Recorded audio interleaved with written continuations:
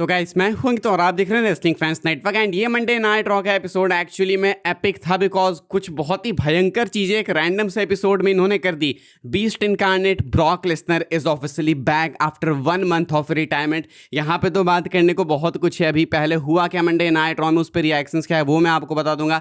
फिर tag team talk down का episode आ जाएगा। फिर अपडेट्स वाली वीडियो में इसको अच्छे से हम लोग भाई डिस्कस करेंगे कि आखिर ऐसा क्यों हुआ। तो जिनको नहीं पता कॉन्टेक्स्ट दे दूं, जिन्होंने मिस किया मंडे नाइट रॉ ये सोच के कि अबे कौन देखिए हफ्ते भर का शो बेकार सा बोरिंग सा, उन लोगों ने बहुत कुछ मिस कर दिया। ओबा फैमी का ओपन चैलेंज होता है मेन इवेंट से जस्ट पहले, लेकिन इससे पहले वो चैलेंज चालू हो लेसनर पहले ही आते हैं, पीछे से अटैक करते हैं। एंड जब मैं देख रहा था तो मैंने देखा कि भाई वो लेसनर की जीन्स है, वो पोनी टेल भी दिख रहा है, लेकिन बिलीव नहीं हो रहा था कि सही में इतने रैंडम एपिसोड में जब लाइट्स ऑन होती है तो लेसनर ही होते हैं। 4 F5s लगाए हैं, मैन हैंडल किया ओबा फैमी को बहुत बुरे तरीके से, जानवरों की तरह मारा लेसनर ने। 4 F5 लगाने के बाद लेसनर जो है रिंग मैट पे अपने स्टाइल में भाई लेट के हंस रहे होते हैं ओबा फैमी के ऊपर। एंड ओबा फैमी वॉज बैंक्ड अप भाई, ओबा फैमी को तोड़ के रख दिया लेसनर। उसके बाद निकलते हैं एंड वही स्माइल वगैरह पास करके चले जाते हैं। पीछे एडम पीएस पागल हो जाते हैं भाई, पॉल हेमन को पकड़ते हैं, दौड़ते हैं कि ये क्या हो गया, ये तो रिटायर हो गया था ना, तूने बोला कि रिटायर हो गया, मैंने पेपर वर्क कर लिया था, ये वो पता नहीं क्या क्या। एंड इसके बाद पॉल हेमन कहते हैं कि वो सब ठीक है, ये लोग कॉन्ट्रैक्ट क्लास इन इटली का इस पे लेसनर ने साइन कर दिया है, अब तुम्हें ओबा फैमी के सिग्नेचर्स लेने हैं एंड हम लोग बिगेस्ट रीमैच करेंगे। यानी कि लेसनर क्लास इन इटली में compete भी करने वाले, ना ही लेसनर से वापस आए बल्कि इन्होंने बस अपने रिटर्न से क्लास इन इटली को मैसिव बना दिया भाई। क्लास इन इटली में लेसनर ओबा फैमी का मैच होगा and there is a lot to talk about, क्योंकि लेसनर रिटायर हो गए थे। लेसनर ने भाई अपना रोना गाना सब कर लिया था, बूट्स खोल दिए थे, इमोशनल मोमेंट बन गया था, सब हो गया था। लेकिन इसके बाद लेसनर जस्ट 1 महीने के अंदर क्यों वापस आ गए? क्योंकि 19 अप्रैल, if I am not wrong, India के अकॉर्डिंग शायद 20 हो जाएगा, 19 अप्रैल यूएस के अकॉर्डिंग एंड आज 18 मई यूएस के अकॉर्डिंग। लेसनर 1 महीने के अंदर वापस आ गए, 30 दिनों के अंदर वापसी हो गई लेसनर की।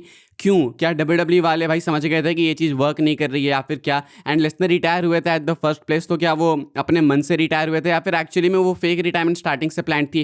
बिकॉज वो रोना फेक लग नहीं रहा था, वो मोमेंट बिल्कुल रियल ही लग रहा था। मुझे लगता है वो अभी भी रियल था, लेकिन ये प्लान्स अभी बाद में बनाए गए, एक नई डील वर्कआउट की गई है ऐसा मुझे लगता है। बाकी हम लोग बात करें कि अब इनका मैच होगा अगर क्लास इन इटली में तो किसको जीतना चाहिए किसको नहीं, ये तो हम लोग अच्छे से टैग टीम टॉक डाउन में डिस्कस करेंगे। बस कुछ देर में वो भी एपिसोड आ जाएगा फटाक से। लेकिन I think there is no chance कि Oba Femi is winning this, no chance in hell. And Lesnar अब आ गए हैं तो समर स्लैम तक तो कहीं नहीं जाने वाले, समर स्लैम में रिटायर होंगे मोस्ट लाइकली, एंड वो भी गंथर के मैच के साथ में अपने होम टाउन में। लेकिन सबसे पहले मेरा आपसे क्वेश्चन है, ये बताना मुझे कि क्या ये रिटर्न नेसेसरी था या फिर WWE ने एक बॉल यहाँ पे ड्रॉप कर दिया है? क्योंकि लेसनर अगर अपने टर्म्स पे रिटायर हुए थे मीनिया में तो सही था, मीनिया स्टेज भी था, लेकिन अगर सोचो लेसनर भी गंथर के हाथों ही रिटायर हो जाए एंड वो भी समर स्लैम में, तो क्या वो सही होगा? या फिर क्या पता हम लोग ज़्यादा ही सोच रहे हो, क्या पता लेसनर समर स्लैम में हो ही ना रिटायर। क्योंकि अगर ये अपॉर्चुनिटी है मिली WWE को तो हो सकता है कि अगले रेसलमेनिया तक खींच सकते हैं, बिकॉज अगला तो सऊदी से मेनिया होने वाला है। मैं आपको बहुत टाइम से बोल रहा हूँ कि क्या पता लेसनर समर स्लैम में ना होके कुछ टाइम बाद रिटायर हो, बिकॉज सऊदी वाले लेसनर को चाहेंगे अपने मेनिया को, उनको ग्रेटेस्ट मेनिया बनाना है। एंड लेसनर तो भाई पैसों के लिए काम करते, तो लेसनर को पैसे देंगे एंड लेसनर आ जाएंगे। तो हो सकता है कि लेसनर समर स्लैम में रिटायर भी ना हो, ये भी पॉसिबल है, एंड वो अगले मेनिया में हो। एंड अगर ऐसा हो जाता है तो भाई लेसनर के फैंस के लिए बहुत अच्छी न्यूज़ है। खैर अभी भी बहुत अच्छी न्यूज़ है, लाइक अभी भी समर स्लैम दूर है, जून जुलाई अगस्त 3 महीने का टाइम है। सो आई गेस WWE वाले बहुत सही प्लेस पे हैं फिलहाल लेसनर को लेके। एंड अचानक से हाइप बन गई, देखो भाई अब मंडे नाइट रॉ देखने का मजा आएगा अगले एपिसोड को भी, एंड साथ में क्लास इन इटली के लिए भी हाइप बन गई। तो बिल्कुल इसी तरीके से हाइप बनाई जाती है एंड इसी तरीके से आपके वीकली शोज रेलेवेंट होते हैं, वरना भाई देखने का मन नहीं कर रहा था। कितने लोगों का मिस हो गया होगा, मैं तो जानता हूँ कि 50% लोगों ने नहीं देखा होगा कि भाई लेसनर आ गया, किसी को पता नहीं चला। लेकिन रैंडम एपिसोड में जब आप ये करते हो तो आप अपनी ऑडियंस को हुक करते हो कि हाँ भाई ये इंपॉर्टेंट एपिसोड्स होते हैं, वीकली शोज भी इंपॉर्टेंट होते हैं, देखना चाहिए। एंड अब देख लो क्लास इन इटली की हाइप रेसलमेनिया लेवल्स की पहुंच गई है, रोमन रेंस का भी मैच सेट हो गया भाई। इसकी बात करते हैं, ये 2 मेजर चीजें मंडे नाइट रॉ के एपिसोड से मिली हमें।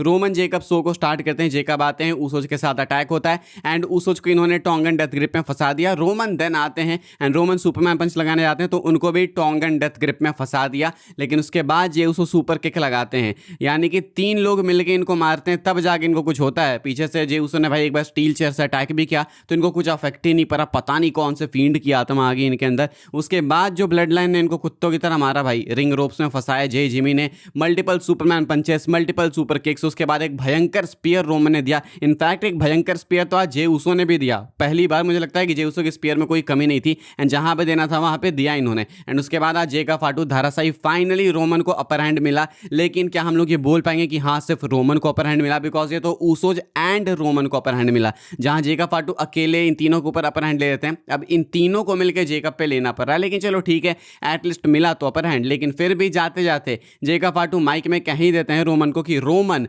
ट्राइबल कॉम्बैट, यानी कि वो ट्राइबल कॉम्बैट मैच के लिए रोमन को चैलेंज करते हैं। एंड रोमन जो कि निकल रहे थे वो एडम पीएस के हाथ से माइक लेते हैं एंड कहते हैं आई एक्सेप्ट। एंड इनका मैच हो जाता है official for clash in Italy, एक ट्राइबल कॉम्बैट मैच जो कि इससे पहले डब्ल्यूडब्ल्यूई में 2 बार ही हुआ है। ये तीसरा मैच होगा। एक बार 2023 में अगेंस्ट जे उसो, एक बार हुआ अपना सोलो सिकोआ के अगेंस्ट मंडे नाइट और नेटफ्लिक्स प्रीमियर के एपिसोड में, एंड अब होगा क्लास इन इटली में अगेंस्ट जे का फाटू। ट्राइबल कॉम्बैट होता क्या है किसी को नहीं पता तो मैं बता दूं भाई, कुछ भी नहीं होता, बस बोलने की बात है, सुनने में अच्छा लगता है। Simple, no disqualification, no holds barred match है, बस इसको नाम दे दिया गया है ट्राइबल कॉम्बैट। हो सकता है इस बार कुछ अलग कर दे, हो सकता है इसको एक्साइटिंग बनाने के लिए, एक नए बार को सेट करने के लिए। लेकिन फिलहाल इसमें अभी तक जो हिस्ट्री है ट्राइबल कॉम्बैट में कुछ ऐसा स्पेशल नहीं है, बस एक नो होल्ड्स बार्ड मैच ही है। लेकिन एटलीस्ट एक स्टेपुलेशन तो ऐड हुई, जैसे मैंने आपको बोला था कि स्टेपुलेशन ऐड हो सकती है, तो स्टेपुलेशन भी ऐड हो गई एंड मैच भी सेट हो गया डब्ल्यूडब्ल्यूई वर्ल्ड चैंपियनशिप के लिए। तो आज का एपिसोड तो मंडे नाइट रॉ का भाई मैं इन 2 सेगमेंट्स के कारण ही 10 में से 9 रेट कर दूंगा।